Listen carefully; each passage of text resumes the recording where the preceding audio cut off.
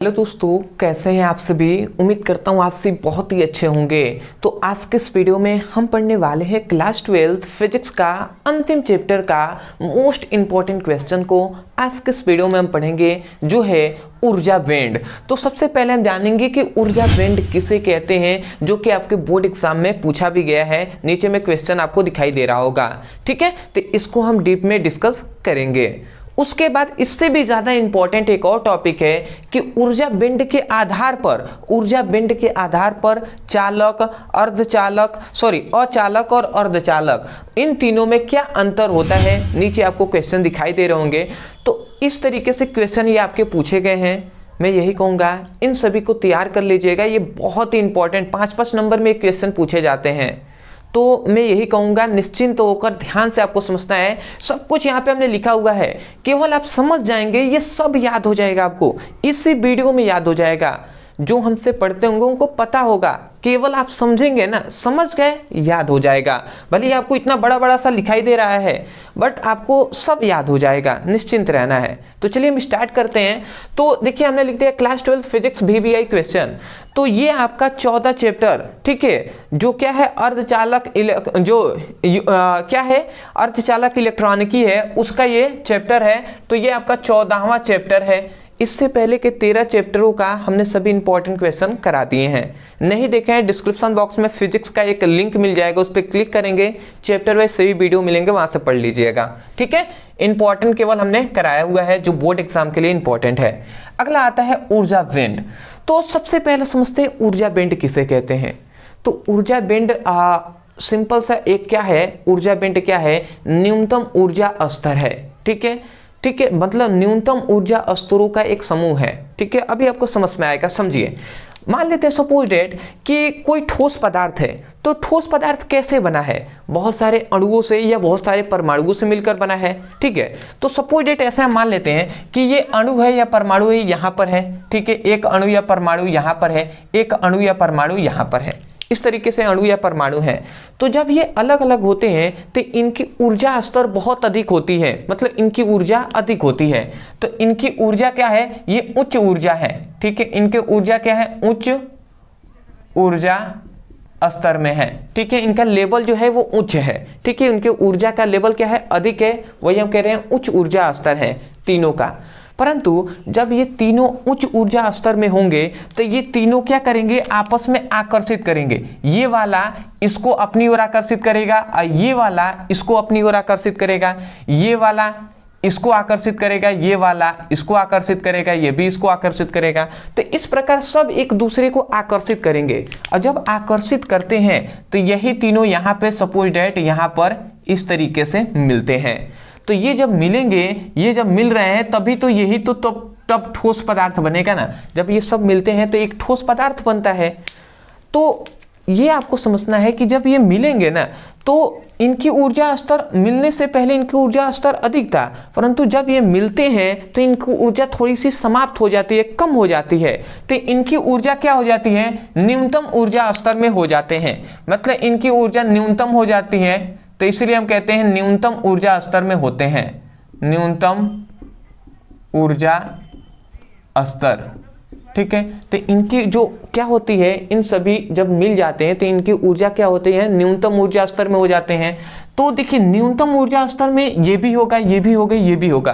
तो तीनों ये न्यूनतम ऊर्जा स्तर में होंगे ना। तो न्यूनतम ऊर्जा स्तरों का जो समूह होता है, जो ग्रुप होता है, उसी को हम ऊर्जा बैंड कहते हैं, ऊर्जा बैंड कहते हैं। समझ में आ गया आपको ऊर्जा बैंड किसे कहते हैं। हमने कहा था ना आपको, हमने क्या बताया था कि न्यूनतम ऊर्जा स्तरों के समूह को ऊर्जा बैंड कहते हैं। परंतु किसके न्यूनतम ऊर्जा, तो ये सभी परमाणु जब यहाँ पे क्या बनेगा, एक ठोस पदार्थ बनेगा, या हम कह सकते हैं क्रिस्टलीय संरचना के दौरान।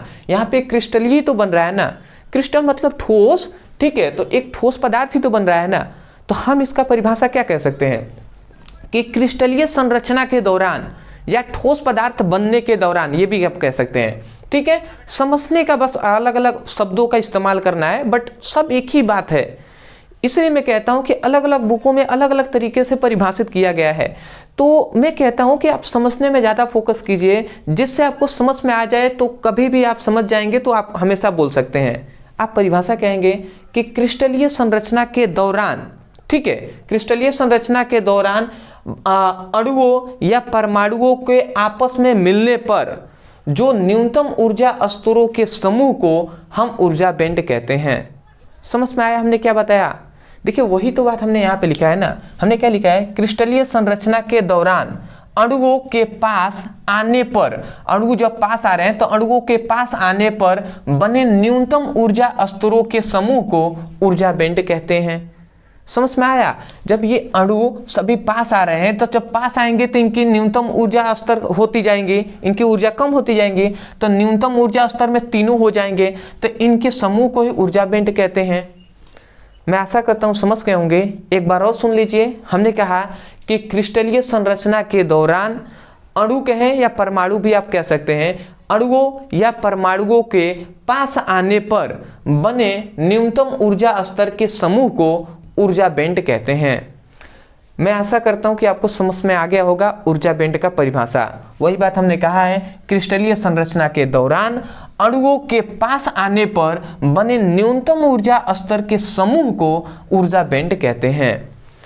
तो ये हुआ आपका ऊर्जा बैंड का परिभाषा। मैं आशा करता हूं कि आपको समझ में आ गया होगा। ठीक है, तो एक आप समझ गए।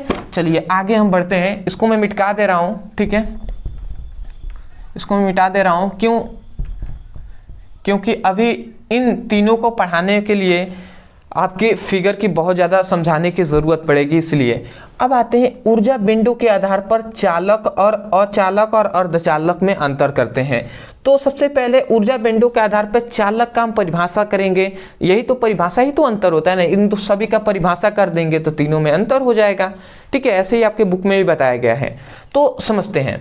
देखिए चालक किसे कहते हैं, तो चालक में क्या होता है, ये तीन चीजें आपको समझना होगा। सबसे पहली बात इस प्रकार मैं समझा रहा हूं, ठीक है, आपको थोड़ा सा समझते हैं यहाँ पे डीप में।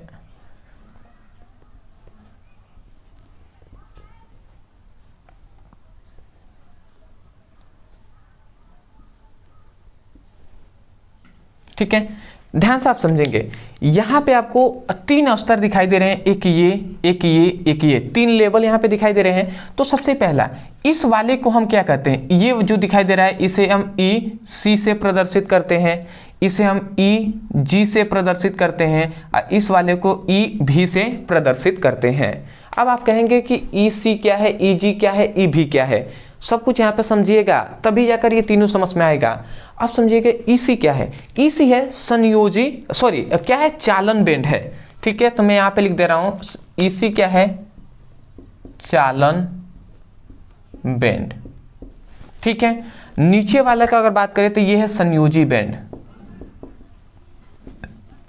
सब आपको परिभाषा समझ में आएगा, थोड़ा सा समझ जाइए। एक समझ जाएंगे तो तीनों के आसानी हो जाएगा। थोड़ा सा डीप में डिस्कस कर रहे हैं। ये वाला है चालन बैंड, ये वाला है संयोजी बैंड जिसे हम ईभी से प्रदर्शित करते हैं। ये जो है इसे हम कहते हैं, क्या कहते हैं, वर्जित बैंड। ठीक है, इस वाले को हम क्या कहते हैं, वर्जित बैंड। मैं यहीं पे लिख दे रहा हूं वर्जित बैंड। ठीक है, तो वर्जित बैंड कहें या वर्जित आप कह सकते हैं वर्जित ऊर्जा स्तर। इसकी जो वर्जित बैंड की जो ऊर्जा स्तर होगी तो हम इसको कहते हैं वर्जित ऊर्जा स्तर। वर्जित ऊर्जा स्तर का ही ज्यादा प्रयोग करते हैं। ठीक है, तो इसको वर्जित ऊर्जा स्तर है या वर्जित बैंड भी कह सकते हैं। अब इसमें क्या होता है समझिएगा, ये एक पदार्थ ही है, ठीक है, जिसका हमने इतना आपको बताया हुआ है। तो आप समझिएगा चालन बैंड जो होता है, ये चालन बैंड इस पर, ये चालन बैंड क्या होता है, इस प्रकार इसको वर्जित बैंड को घेर दिया होता है। ठीक है, इसके ऊपर, अब इसके ऊपर याद रखेंगे इस चालक बैंड के भी ऊपर क्या होता है, ये संयोजी बैंड इस प्रकार घेरा हुआ होता है। ठीक है, तो ये चालन बैंड है, ये इसको ऊपर घेरा हुआ है, और सबसे ऊपर क्या है, संयोजी बैंड। अब इसमें क्या होता है कि जो Eg का मान है ना, वो यहाँ पे शून्य होता है। मतलब वर्जित इलेक्ट्रॉन का जो मान होता है, मतलब Ec का जो मान है, Eg का मान यहाँ पे शून्य होता है। ठीक है, तो Eg का मान मतलब वर्जित ऊर्जा स्तर, वर्जित बैंड कहें या वर्जित ऊर्जा स्तर कहें तो बेटर रहेगा। तो वर्जित ऊर्जा स्तर का मान क्या होता है, कम होता है। मैं यहाँ पे लिख दे रहा हूं वर्जित ऊर्जा स्तर। ठीक है, वर्जित ऊर्जा स्तर का मान क्या होता है, शून्य होता है। देखिए परिभाषा 2 मिनट का समझा देंगे, बट ये बात है ना कि परिभाषा याद ही हो जाए पर आप डीप में ना समझे कि यहाँ पे प्रक्रिया क्या हो रही है। किसे कहते हैं हम चालन, चालक किसे कहते हैं। चालक ये नहीं कि जो हमने परिभाषा में बोल दिया जिसमें विद्युत धारा प्रवाहित होती है उसे चालक कहते हैं। अरे भैया इसमें डीप में बताना होगा ना, क्लास 12th है ये, क्लास 9th और 10th नहीं है, तो इसलिए थोड़ा सा डीप में यहाँ पे डिस्कस किया जा रहा है।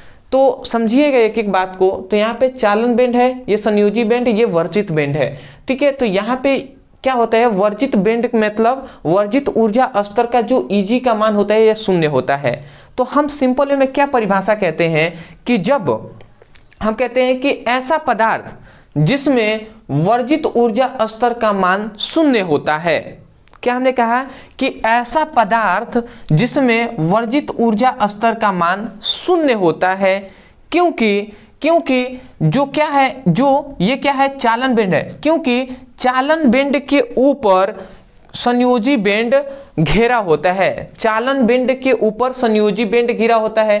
देखिए चालन बेंड ये रेड कलर का है, उसके ऊपर ना ये संयोजी बेंड है, तो इसलिए तो ये आप बोलना चाहे तो बोल देंगे, आप कहेंगे कि ऐसा पदार्थ जिसमें वर्जित ऊर्जा स्तर का मान शून्य होता है, क्योंकि चालन बेंड के ऊपर संयोजी बेंड घेरा होता है, जिसके कारण संयोजी बेंड को बाहर से ऊर्जा देने पर, संयोजी बेंड को बाह्य ऊर्जा देने पर, मतलब बाहर से ऊर्जा यदि देते हैं तो बाहर से ऊर्जा देने पर इसके जो इलेक्ट्रॉन होते हैं, संयोजी बेंड के जो इलेक्ट्रॉन होते हैं, ठीक है, संयोजी बेंड के इलेक्ट्रॉन जो होते हैं वो सीधा इससे निकलकर यहाँ पे चले जाते हैं, चालन बेंड में पहुंच जाते हैं, ठीक है। हमने क्या बताया, जिसके मतलब संयोजी बेंड को बाह्य ऊर्जा देने पर संयोजी बेंड के इलेक्ट्रॉन चालक बेंड में चले जाते हैं, जिसके कारण इसमें विद्युत आवेश प्रवाहित होता है। तो उस पदार्थ को ही हम क्या कहते हैं, चालक कहते हैं। इस प्रकार परिभाषा करना होगा। समझ में आ रहा है प्रक्रिया क्या हुआ है। पहले परिभाषा यहाँ पे लिखा हुआ है, इसको समझ लेते हैं। हमने लिखा है ऐसा पदार्थ जिसमें वर्जित ऊर्जा अंतराल का मान, मतलब अंतराल, वर्जित ऊर्जा अंतराल कहें या स्तर भी कह दें, अंतराल ही हम लिख देते हैं, वर्जित ऊर्जा अंतराल, अंतराल बेटर रहेगा, ठीक है। तो यहाँ पे क्या बताया गया, ऐसा पदार्थ जिसमें वर्जित ऊर्जा अंतराल शून्य होता है, क्योंकि चालन बेंड, ये जो क्या है, चालन बेंड है, चालक हमने लिख दिया है, चालन यहाँ पे होगा, चालक नहीं, चालन बेंड संयोजी बेंड को ढका हुआ होता है। मतलब चालक जो बेंड होता है, सॉरी, चालक बेंड को संयोजी बेंड ढका हुआ होता है। यहाँ पे को, यहाँ पे आगे को रहेगा, ठीक है, थोड़ा सा मिस्टेक हो गया है।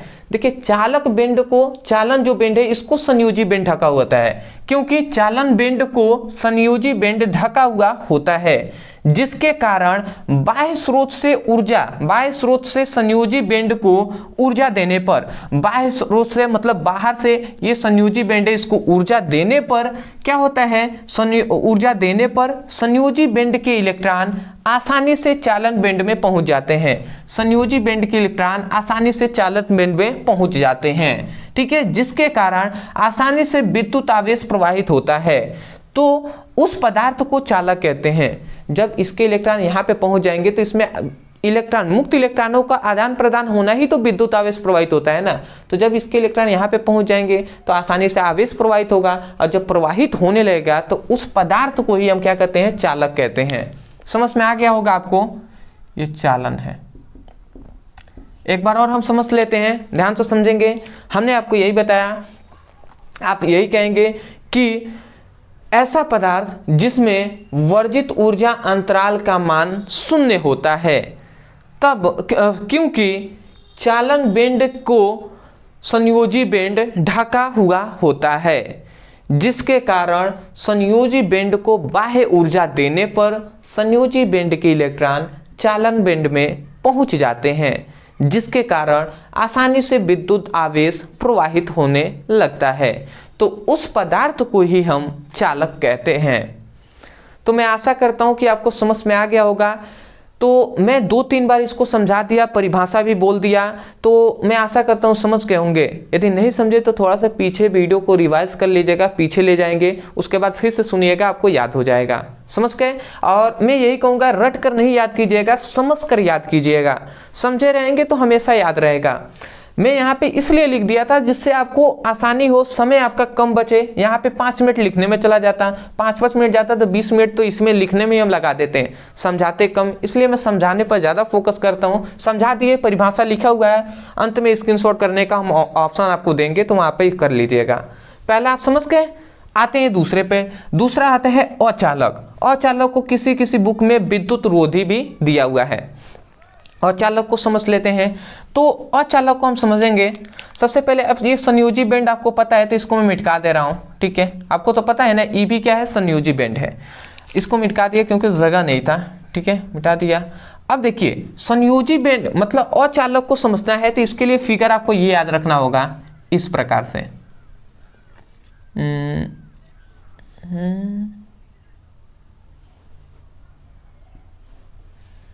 ठीक है, इस प्रकार फिगर आप याद रख सकते हैं। इसको चाहे तो आप आगे जिस तरीके से, इस तरीके से किया गया है, ठीक है, आप चाहे तो कर सकते हैं, या नहीं भी करेंगे तो चलेगा, कोई दिक्कत नहीं है, ठीक है। अलग अलग बुकों में अलग अलग तरीके से दिया गया है।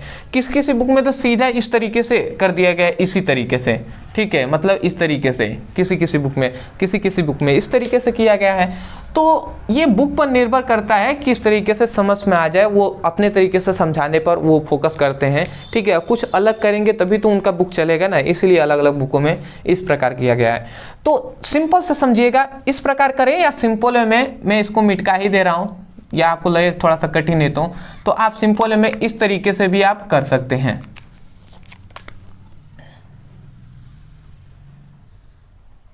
इस प्रकार भी कर सकते हैं, कोई दिक्कत नहीं है। अब समझिएगा, ये क्या है, ऊपर वाला हम जानते हैं क्या होता है। ऊपर वाला होता है चालन बेंड, ठीक है, इसी से प्रदर्शित करते हैं। नीचे वाला संयोजी बेंड होता है, जिसे हम ईभी से प्रदर्शित करते हैं। अब बीच वाला जो होता है वो ईजी होता है, जो क्या है, वर्जित ऊर्जा अंतराल है। अब समझिएगा इसमें क्या होता है। इसमें अगर हम देखते हैं तो वर्जित ऊर्जा अंतराल, जो ये बीच वाला क्या है, वर्जित ऊर्जा अंतराल है। तो वर्जित ऊर्जा अंतराल की चौड़ाई यदि हम यहाँ पे देखते हैं तो इसकी चौड़ाई इन दोनों की अपेक्षा अधिक है कि नहीं है, अधिक है। तो यहाँ पे इसकी जो चौड़ाई है, चौड़ाई को मतलब यहाँ पे ईजी है, वर्जित ऊर्जा अंतराल की जो चौड़ाई है यहाँ पे 3 इलेक्ट्रॉन वोल्ट से अधिक होता है, ठीक है। तो जब इसकी चौड़ाई 3 इलेक्ट्रॉन वोल्ट से भी अधिक होता है, तो हम ये जो संयोजी बेंड है, यहाँ पे लिख दे रहा हूं संयोजी बेंड,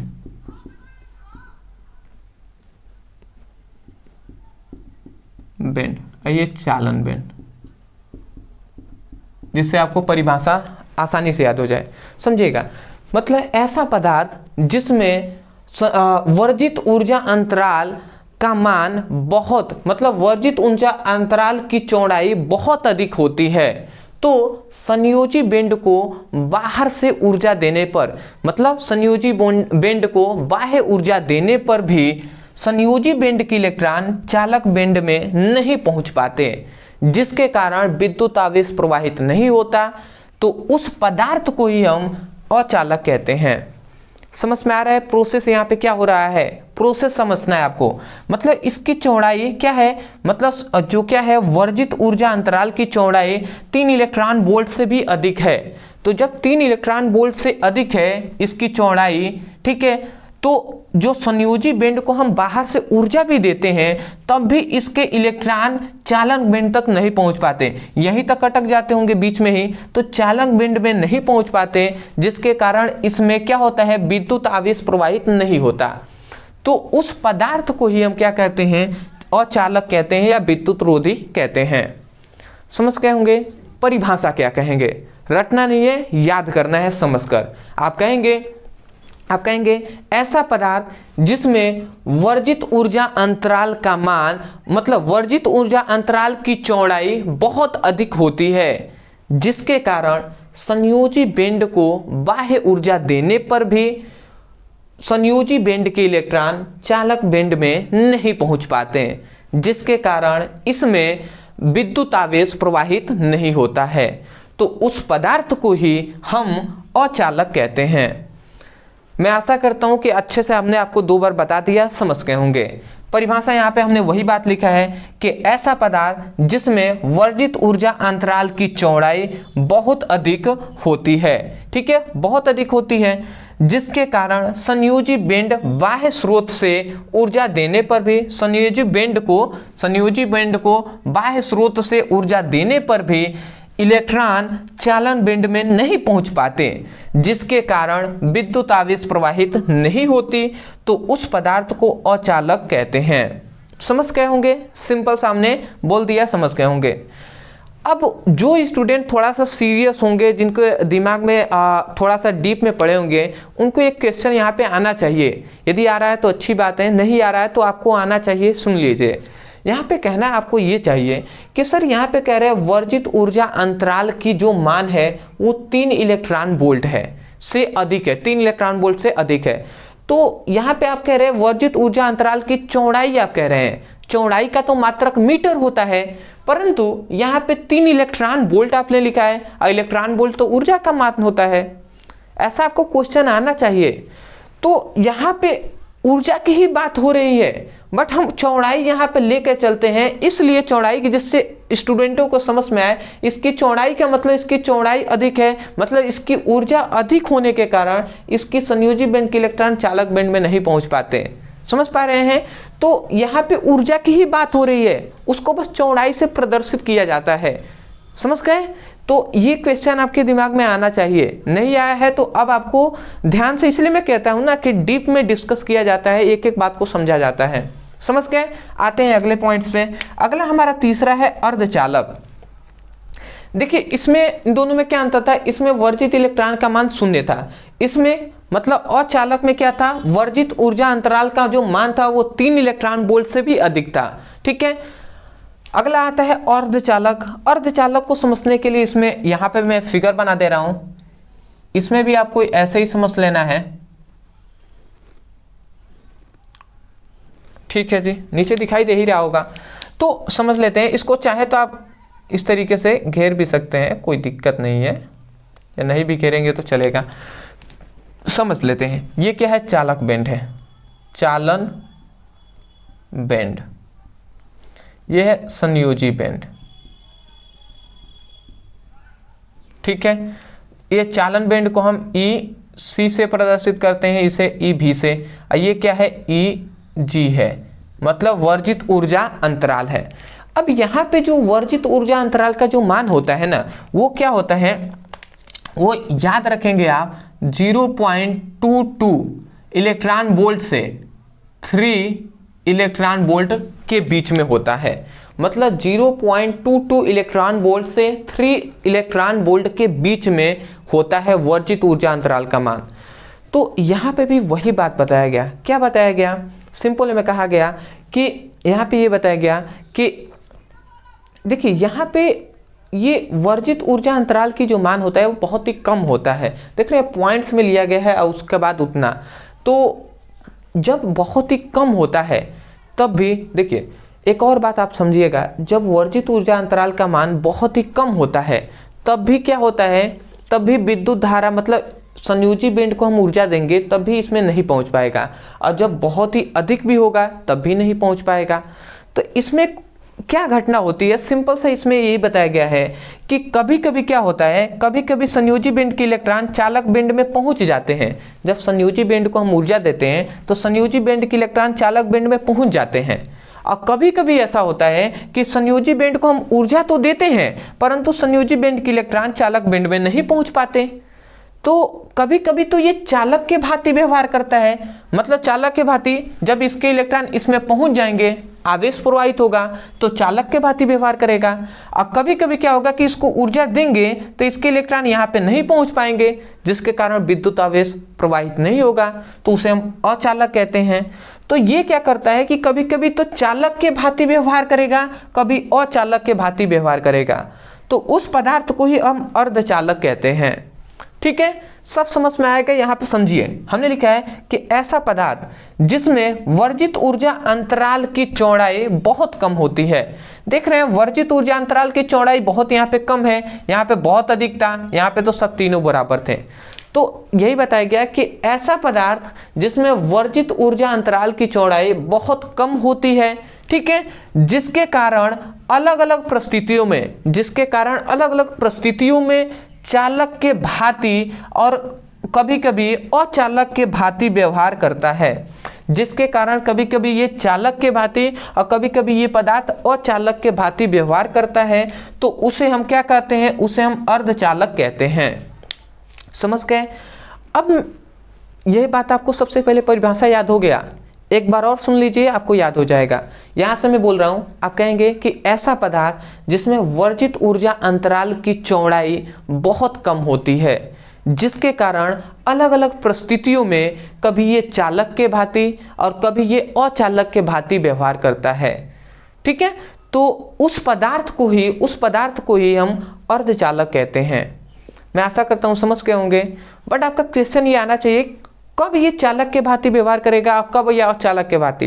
तो देखिए, इसको क्या होता है कि जब हम संयोजी बेंड को हम ऊर्जा देते हैं, बाहर से हम ऊर्जा देते हैं, तो जब हमें इतना ऊर्जा इसको देते हैं कि इसके इलेक्ट्रॉन यहाँ तक पहुँच जाते हैं, तो ये चालक के भांति व्यवहार करने लगेगा। परंतु कभी कभी हम ऊर्जा देते हैं, वो कम हम ऊर्जा दे देते हैं, ठीक है, मतलब उतना ऊर्जा नहीं दे पाते जितने ऊर्जा में ये यहाँ से यहाँ तक पहुँच जाएगा। तो जब हम कम ऊर्जा देते हैं ना, तो इसके कारण संयोजी बेंड के जो इलेक्ट्रॉन होते हैं चालक बेंड में नहीं पहुंच पाते, जिसके कारण इसमें क्या होता है, विद्युत आवेश प्रवाहित नहीं होता, तो क्या होगा, अचालक के भांति व्यवहार करेगा। तो मैं आशा करता हूं आप समझ गए होंगे। आप कहेंगे परिभाषा कि ऐसा पदार्थ जिसमें वर्जित ऊर्जा अंतराल की चौड़ाई बहुत कम होती है, जिसके कारण संयोजी बेंड के इलेक्ट्रॉन, मतलब जिसके कारण कभी कभी ये चालक के भांति और कभी कभी अचालक के भांति व्यवहार करता है, तो उस पदार्थ को ही हम अर्धचालक कहते हैं। तो मैं आशा करता हूं कि आपको समझ में आ गया होगा। एक एक बातों को, छोटी छोटी बातों को भी हमने डिस्कस किया हुआ है। तो मैं यही कहूँगा, यदि आपको समझ में आया है तब जाकर आप वीडियो को लाइक कीजिएगा, चैनल पर नए होंगे तो चैनल को सब्सक्राइब कर दीजिएगा, क्योंकि आप ही के लिए इतना मेहनत किया जा रहा है। और यदि आपको समझ में आया है और आप ही सपोर्ट नहीं करेंगे तो कौन करेगा, तो सब्सक्राइब कर दीजिएगा। इससे फ़ायदा ये भी होगा कि जो भी हम आगे आपके बोर्ड एग्जाम संबंधित क्वेश्चन कराएंगे इंपॉर्टेंट, वो सब आपको नोटिफिकेशन मिलता रहेगा। यदि आप पढ़ना चाहते हैं फिजिक्स का सभी इंपॉर्टेंट न्यूमेरिकल को, सभी इंपॉर्टेंट टॉपिक को, तो सब कुछ डिस्क्रिप्शन में आपको लिंक मिल जाएगा, आप जाइए वहाँ पे क्लिक करके अपनी पढ़ाई कीजिए। और सबका पीडीएफ जो है इंपॉर्टेंट जो भी टॉपिक है उसका पीडीएफ आपको मिल जाएगा व्हाट्सएप ग्रुप पर। तो व्हाट्सएप और जो टेलीग्राम चैनल है उसको ज्वाइन कर लीजिएगा। समझ गए? तो चलिए दोस्तों, आज के लिए इतना ही, मिलते एक नए टॉपिक के साथ, तब तक के लिए धन्यवाद।